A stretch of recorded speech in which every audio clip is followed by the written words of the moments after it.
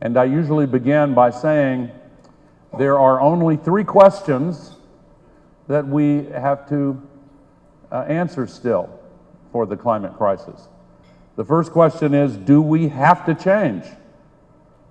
And the answer, as you will see and have seen, is yes. The second question is, can we change?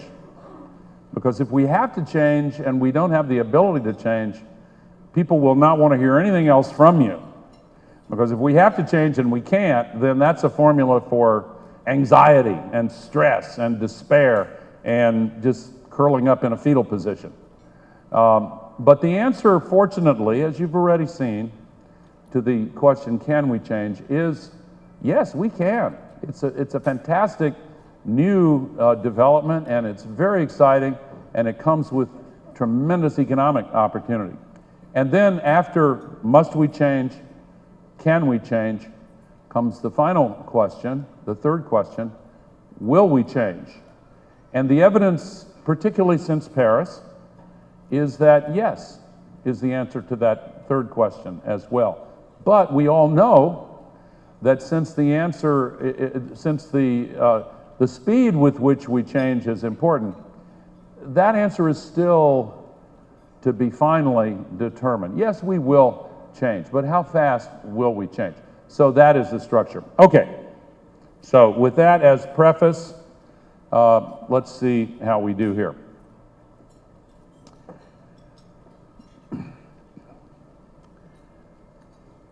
We are now facing a climate crisis that is without any precedent in human history.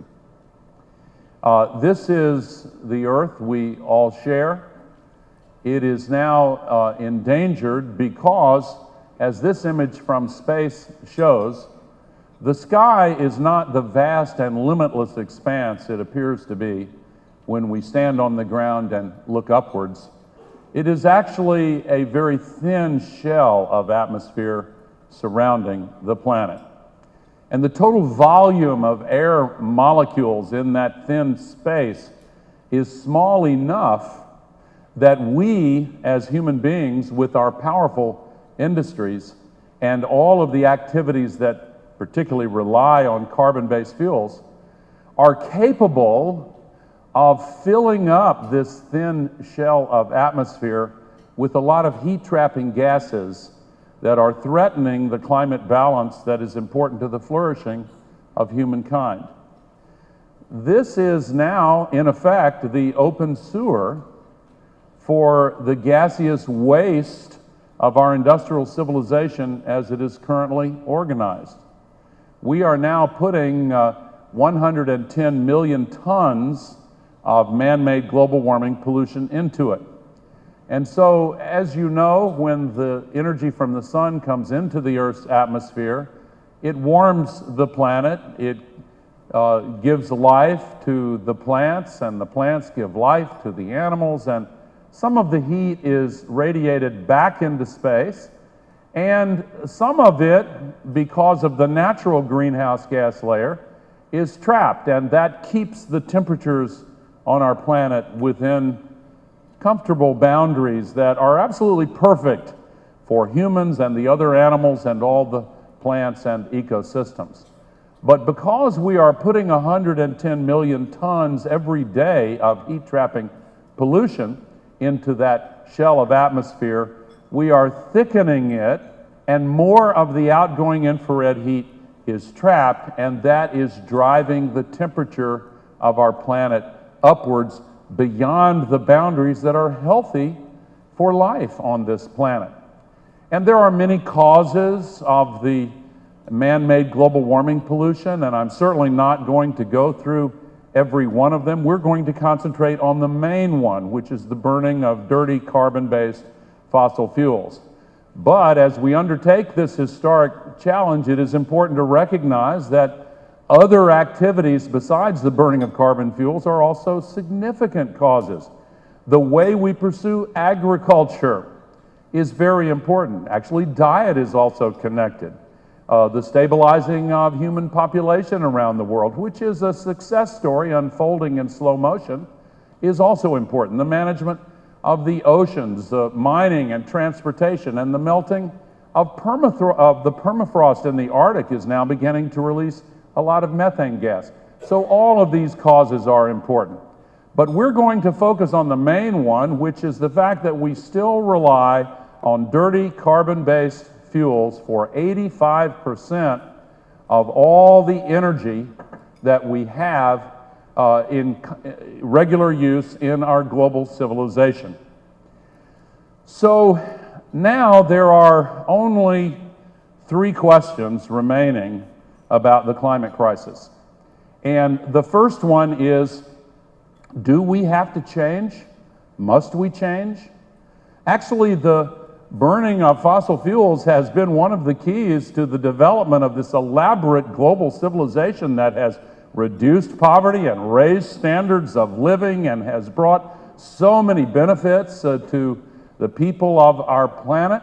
And we never intended the unfavorable consequences of all the waste products associated with burning these fuels. And so naturally, the first question, must we change, is one that causes some people to say, well, it looks like it's going to be hard to change. We rely on them so extensively.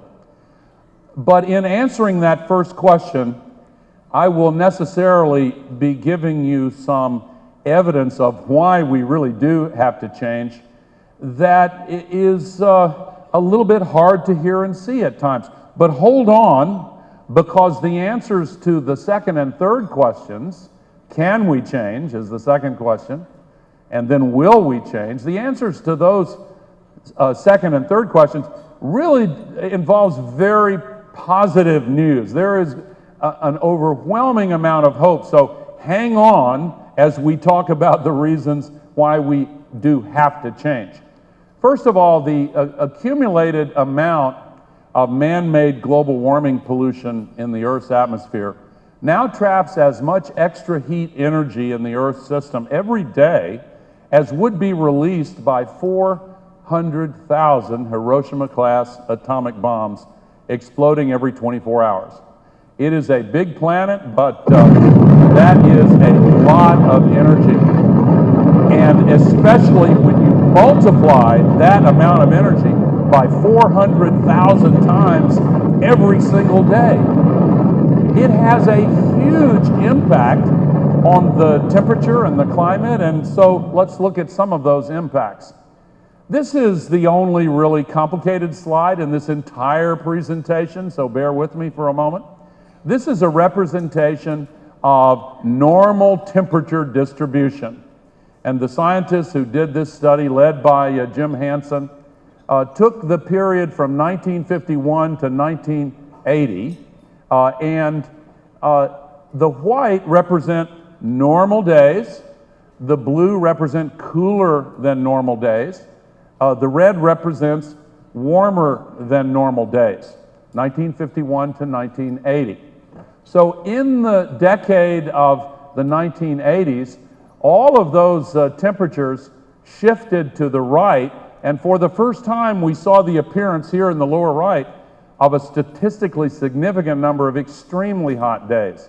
Then in the 1990s, it shifted further to the warm side, and in the last 10 years, now we see that the number of extremely hot days are more numerous than cooler than average days. In fact, the extremely hot days are now almost 150 times more common than they were just 30 years ago. And these are the days that are most associated with the extreme climate-related weather events that we will discuss. We still have cold days, we still have winters, we still have some extremely cold days, but they are much less frequent now, and the whole temperature range is now dominated by warmer than average days and extremely hot days. You can see in the measurement of atmospheric surface temperatures over the period from 1880, when we first started measuring them with instruments, what is happening. We are now breaking many records. In fact, 14 of the 15 hottest years ever recorded have been within the last 16 years. And the hottest of all was last year. This year is predicted to be hotter still. And these extreme temperatures are now continuing month by month. Last month, February, saw the hottest February in history, the 372nd month in a row hotter than the 20th century average. And the amount by which February broke that record was larger than any month in the 1,662 months going all the way back to when measurements began. So this is continuing to become more threatening. And as a result, we're seeing the consequences of higher temperatures on people, animal, plants, ecosystems. Last summer in India, more than 2,300 people died in that heat wave. More than 1,200 people in neighboring Pakistan later in the same summer. But on a global basis, even though we've just been talking about atmospheric temperatures now, 93% of all this extra heat energy goes into the oceans. And that has dramatic consequences because most of our planet is covered by the oceans, and the scientists are now able to measure ocean temperatures much more precisely now in the deep ocean, the mid-ocean, the first few hundred meters of the ocean. And this too is accelerating. Half of this increase has occurred in the last 19 years. Now, this has consequences. The first order of consequences is that the warmer oceans make ocean-based storms much stronger. Super Typhoon Haiyan, or Yolanda as it is described in the Philippines, crossed over parts of the Pacific Ocean that were 3 degrees Celsius warmer than normal, and it became the most powerful and most destructive ocean-based storm ever to make landfall. The consequences were horrific. Many thousands of people were killed, and more than 4 million people were left homeless. The loss of life was very tragic, and what a blessing it was that Pope Francis came to Tacloban, to the ground zero of that tragedy, and delivered a very powerful message, one that was later amplified in his encyclical. And one of his main points is that the gravest effects of the climate crisis are visited upon the poorest people. This is true everywhere in the world, and a lesson worth remembering. In the United States, the most powerful hurricane to ever hit New York City crossed areas of the Atlantic that were 5 degrees Celsius warmer than normal and flooded much of Manhattan Island, destroyed the coastline of New Jersey, flooded even the 9/11 memorial site. So the second order consequences of warming the oceans as much as we are include the disruption of the water cycle, which begins with the evaporation of water vapor off the oceans into the sky. This feeds much more moisture into the atmospheric rivers that then are pulled over the land masses, and when storm conditions trigger a release of that moisture, the downpours are much larger. Just look at the rain coming in over Tucson, Arizona as it splashes off the city. Just yesterday in the U.S. state of Louisiana, there was what the scientists referred to as a rain bomb. 2 feet of rain over 3 days have caused the largest flooding in the history of that region of the south central United States. But these events are occurring with regularity now. Almost every night on the television news is like a nature hike through the book of Revelation. We are seeing increasing floods. Here is one in Chile last year. You will see a warehouse float by. People are not used to the kinds of tragedies these floods are causing. Here are oil tanker cars coming by. This is one of many events in Europe. This is in a city in Spain called Adra. You could call this the running of the cars and trucks instead of the running of the bulls. In India, in China, in places all across the world, we are seeing unprecedented flooding. This one affected 6 million people in the state of Sichuan in China.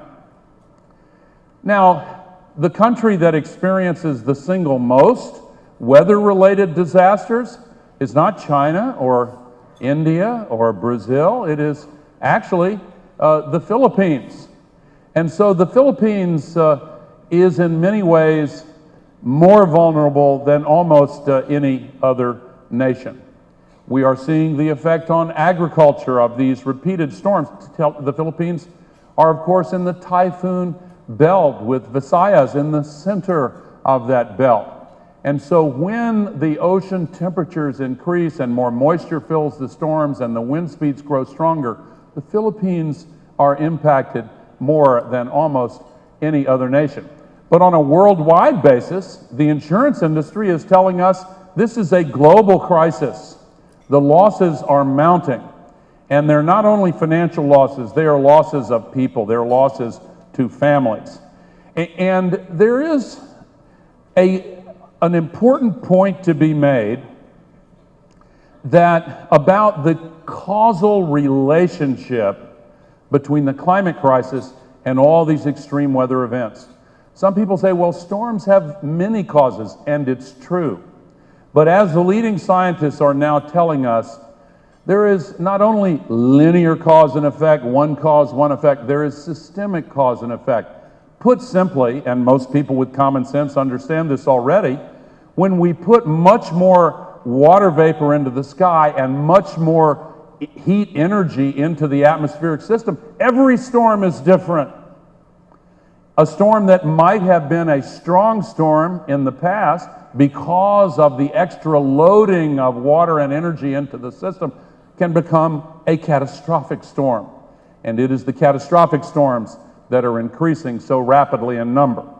Moreover, the same heat that causes this evaporation of water vapor from the ocean also pulls the soil moisture out of the land. That is why at the same time we have more floods and mudslides, we have longer and deeper droughts.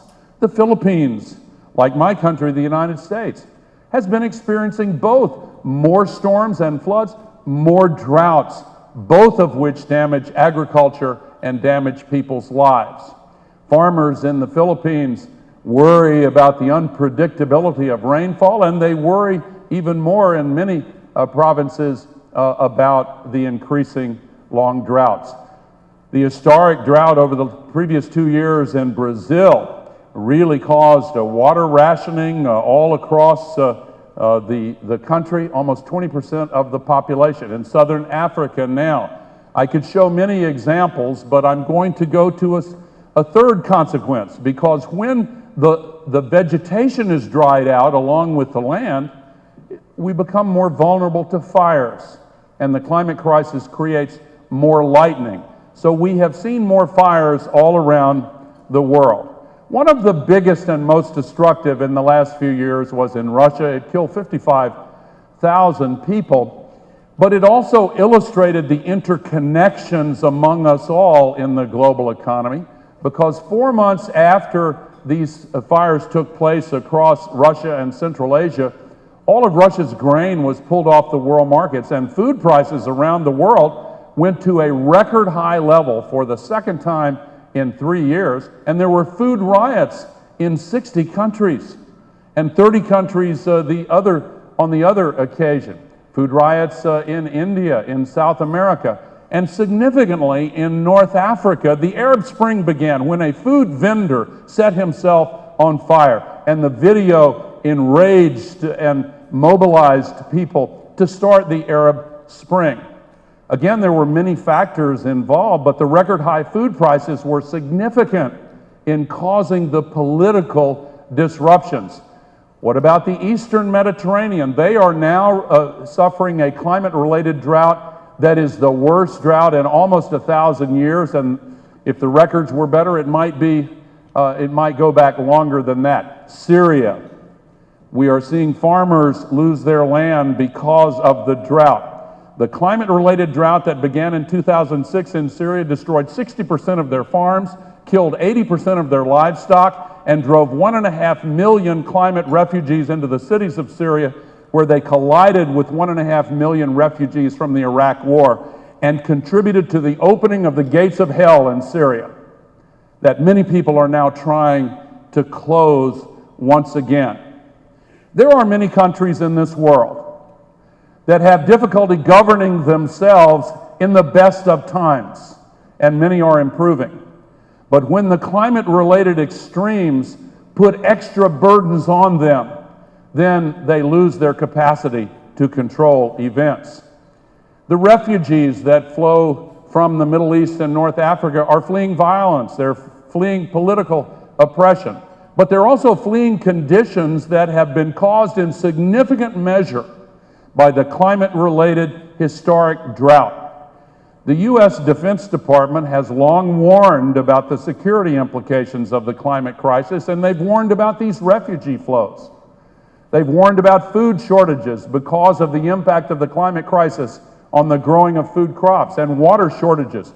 And they've also warned about pandemic disease, because the warming of the climate and the extra soil moisture is now contributing to the spread of many tropical diseases to latitudes where these diseases have been unknown or never a problem in the past.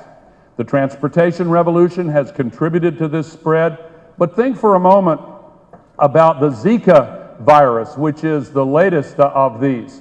It is one of the factors that has led one of the most distinguished medical journals in the world, The Lancet, to say climate change is now a medical emergency for our world. The struggle between people and microbes has been going on since our species began. But what works in our favor is cooler nights, colder winters, and conditions that inhibit the spread of mosquitoes and ticks and other vectors that carry these microbes.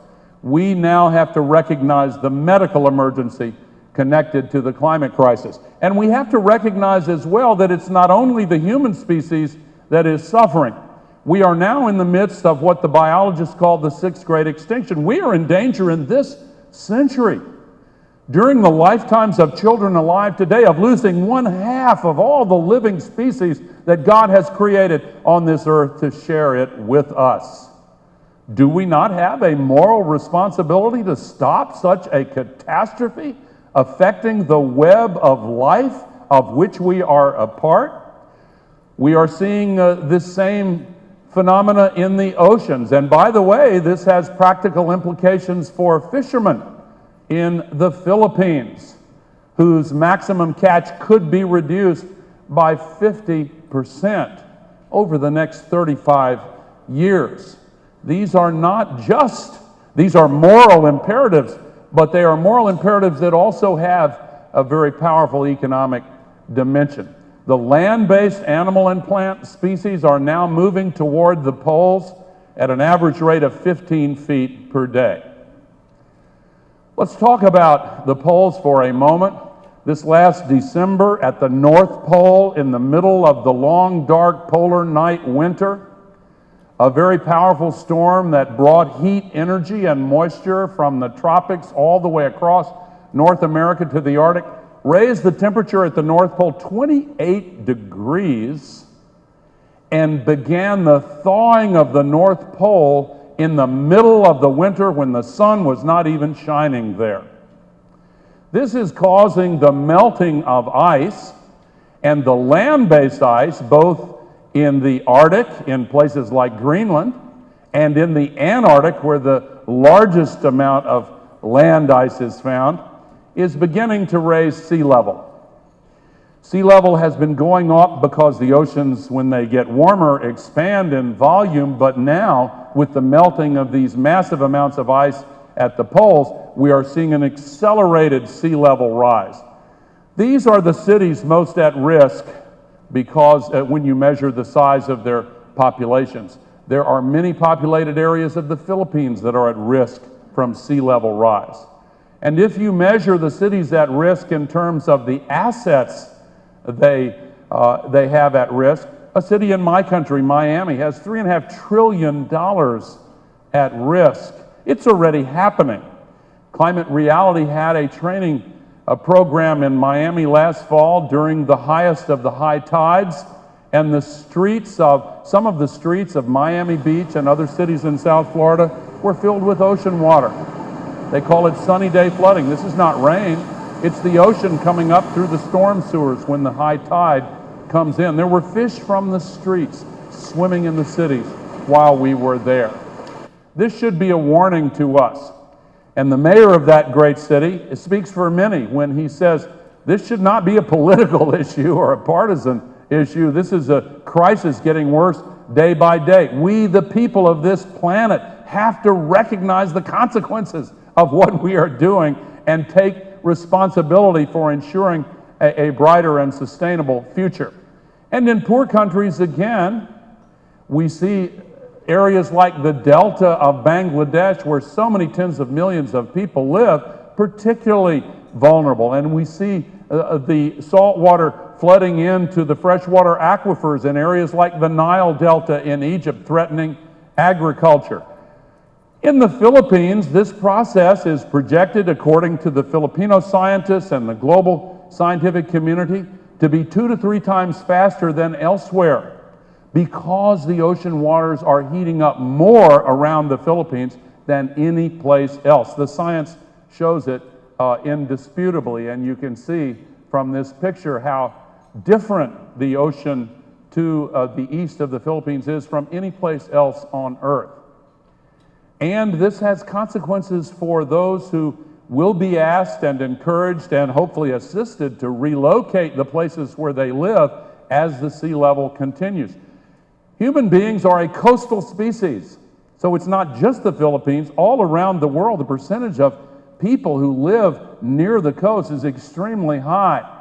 So we need to prepare, and we need, again, to make the changes that will minimize this disruption and slow down and then halt this catastrophe. Some of the island nations, let me go back one. This clicker is a little too sensitive. I wanted to make the point, without passing it over, that some of the island nations are especially vulnerable. Kiribati is now relocating its entire population. The Maldives had a cabinet meeting underwater to bring the world's attention to their crisis. And of course, we should listen to those who are in the direct line of fire. But we should also calculate the full cost of relying on carbon fuels for the entire world. We have not even talked about ocean acidification. We haven't talked about some of the melting glaciers that are important. And we haven't talked about several of these costs, but they all add up. And one final one I'd like to mention is that the climate crisis is now the #1 threat to the global economy. The World Economic Forum in Davos surveys 750 economists every year. They just concluded the #1 threat to economic stability in the world is the climate crisis. Partly because we have unburnable carbon fuels worth many tens of trillions, $28 trillion, and they're on the books of banks and multinational carbon companies around the world. These are all the carbon fuels we have burned in history. Look at how much of that we have burned in just the last 16 years. But the amount of proven reserves ready to be produced are even larger. This is the amount the scientists say the world could burn and still preserve a chance to save the future of a sustainable civilization on Earth. The amount that's unburnable, $22 trillion worth. This is a threat to the future of the global economy. So again, must we change? Yes, we have a moral imperative. The cost of carbon is unbearable. The threat to our global economy is unbearable. The threat to the web of species is unsurvivable. So yes, we do have to change. We face a critical choice. And if the answer to the first question, must we change, is yes, it leads immediately to the second question, can we change? Here is where the hopeful and exciting news begins. We do have the solutions in hand. The developments are unprecedented.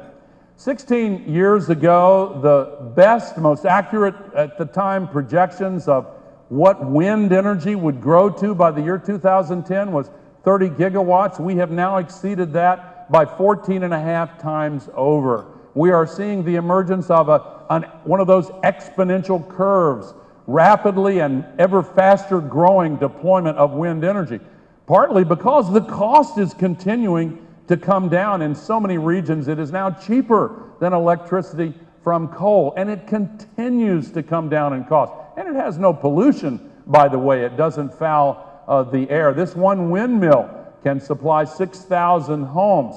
We are now seeing the beginning of the deployment of wind energy in the Philippines and in many other countries. On a global basis, wind could supply not only all the energy the world needs, but 40 times as much of the energy as the world needs. A big industrial country, Germany, one of the most powerful industrial economies in the world. Lots of clouds, very high latitude. One day last December, they got more than 80% of all of their energy for their factories and businesses and homes from solar and wind. If they can do it, others can do it. We are now also seeing the development of batteries that make it possible to use that energy when the wind is not blowing and when the sun is not shining, until it starts shining again and the wind starts blowing again. This is a revolutionary development as well. We're seeing again the reason why is the cost is coming down. Renewable energy is and batteries, one of those areas of technology where the scientists and engineers and investors are able to bring the cost down quickly and rapidly increase the use of these technologies. But the most exciting new technology is solar electricity, photovoltaic energy. The best projections 14 years ago is that the world would annually be able to deploy 1 gigawatt of solar photovoltaics. Well, when the year 2010 got around, we beat that goal by 17 times over. Last year, we beat that goal by 58 times over. This year, we're on track to meet it at least 68 times over. This is a breakthrough. These exponential curves are absolutely astonishing, and they get steeper and grow higher every single year. And it's driven again partly because the cost has been coming down 10% per year for 30 years.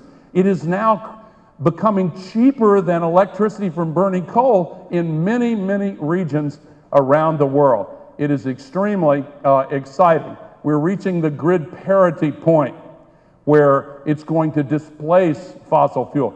Let's talk about grid parity for a moment.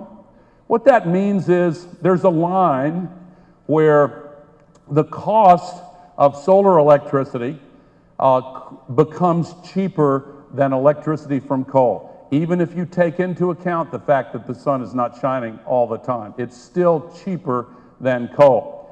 Think of it this way. It's a little like the difference between 0 degrees and 1 degree. That's a difference of more than 1 degree. It's the difference between ice and water.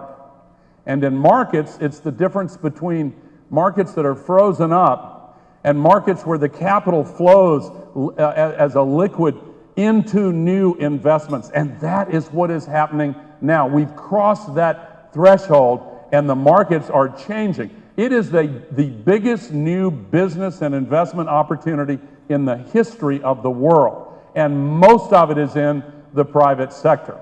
We're now seeing worldwide the investment in new generating capacity and renewables overtake fossil fuels. And the gap is growing year by year. The projections in the future is that that gap will continue to grow as renewables become the dominant source of new electricity. And if they succeed in making nuclear energy cheaper and more and safer and more acceptable, then these projections for the role of nuclear may be too low. But fossil fuels are now losing the competition in the marketplace. I said there are areas of technology where this is true. Is there any precedent we could look at? Well, think for a moment about mobile phones. The largest telephone company in the world in 1980 commissioned a big study from McKinsey. They said, these new mobile phones, you remember the big clunky ones? How many of those might we be able to sell 20 years out in the year 2000? They conducted this big study and found 900,000. And when 2000 came around, sure enough, they did sell 900,000 phones in the first 3 days of the year. And for the year as a whole, they sold 120 times more. Now there are more than 7.5 billion cell phone connections, more than there are people in the world. So why were these business projections not only wrong, but way wrong? Many have asked that question, why? And the answer comes in 3 parts. First of all, the cost dropped much faster than anybody thought was possible, even as the quality improved much faster than anyone could imagine. But think for a moment about this third factor. The majority of people in the world lived in regions where there were not landline telephone grids. So the people of these low-income nations were excited to leapfrog the old technology and go straight to mobile phones. So as fast as they grew in developed countries, they grew much faster in developing countries. Well, what about the landline grid for electricity? In many parts of the world, it's pretty terrible. And in some parts of the world, it doesn't exist at all. There are more people in the nation of India alone that have no electricity at all than the entire population of the United States of America. 3 times as many people as live in the entire nation of the Philippines with absolutely no electricity at all in India. So now we are seeing the access to electricity provided by cheap solar panels, like this one in Africa on top of a grass hut, and the emergence of new business models like pay-as-you-go solar, so that the cost of installation is incurred by the company selling the panel, and the homeowner or business owner just pays by the kilowatt hour. It's spreading like wildfire. The fastest deployment in the world is in Bangladesh, 2 systems per minute, night and day on average. This is a fantastic development. In Costa Rica, 99% of its electricity now comes from solar and wind, and also hydro. In Chile, this is an inspiring story to me, because this is a country that extends far into the southern latitudes, and they did not have much of a commitment to solar energy as little as 2.5 years ago. And then the following year, they developed 400 megawatts, and by the end of last year, they had increased to more than almost 850 megawatts. But over the next 2 years, they have started construction and signed contracts for these systems in the pipeline. And look at what the nation of Chile is doing. They have seen how good this technology is, how affordable it is, how competitive it is, that it has no pollution to foul the air of their cities, no moving parts, and no fuel cost. You talk about an exponential curve, that is absolutely astonishing. There are many other small nations around the world who are awakening to the revolutionary historic potential of solar photovoltaic energy and wind energy, coupled with the new, more efficient and affordable batteries. This is transforming many countries around the world. The Philippines are now just starting. They are basically at the stage where Chile was 3 years ago. But we're seeing new deployments every day. I was excited to visit this one just a few days ago in Manila. This, of course, is the Vatican, which has announced that it will be the first carbon neutral state. It has 2 advantages. They're very small, and God is on their side. But on a global basis, it's important to remember this. You can go to Wikipedia or any other source you want and check this fact. More energy comes to the earth from the sun every single hour than all of the energy used by the entire global economy in a full year. This is heaven sent. It has no pollution. It has no fuel cost. It has no moving parts in most cases. And it creates jobs. So that is why we're seeing the move to speed this up by reducing the subsidies on oil and coal and gas. and by putting a price on carbon in markets and also in the political system, saying to those who doubt whether reality is reality, no, this is not how we conduct business in free countries. We deal on the basis of facts. And many countries around the world and provinces like those Canadian provinces and the state of California in my nation are now putting these policies in place. Chile, by the way, put these policies in place, and that's one of the reasons they were able to take off with their solar deployment so quickly. And the United States is moving with a regulatory system that is extremely effective. Moreover, the United States and the Philippines, which played such a key role, and every other nation agreed in Paris last December to the historic Paris Agreement, that under which every nation has come up with its own plan, and the debate will start within the next 60 days here in the Philippines, and most people support it very strongly. This is a powerful answer to the third question: will we change?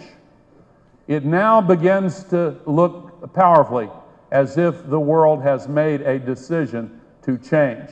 And some of the largest and most powerful nations have now agreed to work together. The two largest and the two largest polluters, the US and China, have now made an agreement to work together in a very positive way. China has now announced that it is putting a nationwide cap-and-trade system in place next year. The European Union already has, many other places have. They are likely to be joined up. Now, it's important to note that China has another motive for doing this, because the air in the cities of China and India and many other countries are made dangerously polluted by the burning of coal. So there is an incentive all around the world to move faster away from coal. The U.S. has been moving fast away from coal. Like the Philippines, the U.S. had a proposal to build all of these new coal plants over the last 10 years. All of these have been defeated. These are the existing plants, all retired. These are the plants where the retirement has been announced. All of these plants are being canceled. And the U.S. is moving very powerfully toward renewable energy. All of the expenditures of new investments for electricity last year, 2/3, almost 3/4 from solar and wind, and almost nothing in coal, 0.01% in coal. Coal is dead in the U.S. as a source of electricity generation. And this is a pattern that is now beginning to spread around the world, not least because people are demanding it. Almost 400,000 people marched in the streets of New York City on the eve of the United Nations Special Session on Climate. Young people particularly are leading the way, including here in the Philippines. So, will we change? Will we realize that this pale blue dot is the place where everything in human history has existed? We're not going to move to some other planet. We couldn't even evacuate New Orleans or Tacloban. We're not going to evacuate the whole planet to some other place in the solar system. This is our home. We must make our stand here. It is now at risk as we see our planet. We understand emotionally that this is our home. Now, in closing, in further addressing that third and final question, will we change? I wish to share with you a line from one of my favorite poets in my own country, Wallace Stevens, who wrote, "After the final no, there comes a yes, and on that yes, the future world depends." Every great moral challenge confronted by humanity, from the abolition of slavery to women's suffrage to civil rights and the ending of apartheid and all the others, every great moral crusade has confronted a series of no's, one right after the other, until after the final no there came a yes. And on every important moral question, when it is finally resolved into a simple binary choice between what is right and what is wrong, the outcome is foreordained because of what is in our hearts, because of who we are as human beings. This is now a question of what is right and what is wrong. Is it right to save the future for the next generation and those that follow? Of course it's right. Is it wrong to condemn those who come after us to a life of increasing despair and degradation? Of course it's wrong. Can we overcome the inertia, the obstacles, the greed, the self-interest, and every other obstacle that has prevented us from making a choice in favor of what is right? Will we change? That is the question before us. Some still doubt that we have the capacity as human beings. Some doubt that we have the will to act. I believe in my heart that the will to act is itself a renewable resource. Thank you very much.